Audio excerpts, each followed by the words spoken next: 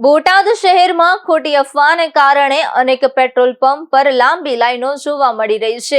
વાહન ચાલકો પેટ્રોલ ભરાવવા માટે લાઈનમાં ઊભા છે, પરંતુ પંપ સંચાલકો સ્પષ્ટ કરે છે કે પેટ્રોલ પૂરતું ઉપલબ્ધ છે। પેટ્રોલ પંપના સંચાલકોનું કહેવું છે કે આ સ્થિતિ ફક્ત અફવા અને ખોટા સમાચારના કારણે બની છે।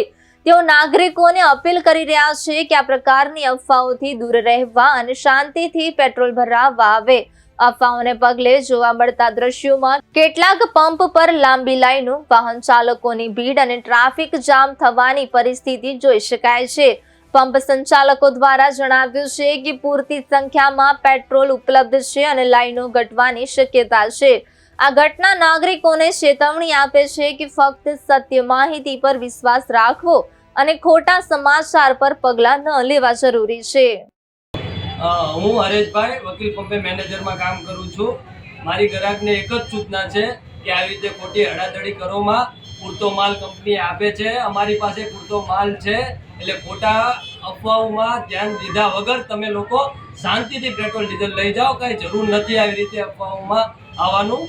હરેશભાઈ, અત્યારે પંપ ઉપર તમારે કેવી લાઈન છે, કેવી ગ્રાહકી શું કહે છે? અત્યારે લાઈન વધારે છે, પણ એ ખોટી અફવાના કારણે છે કે જરૂર નથી જે વસ્તુ।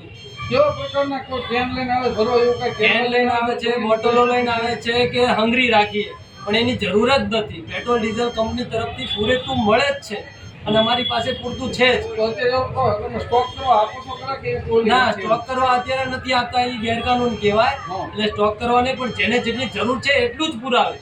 ખોટું હંગરી રાખવાની જરૂર છે જ નહીં, કંપની પૂરતું આપે જ છે। શોર્ટેજ છે નહીં ને? ના, શોર્ટેજ નથી।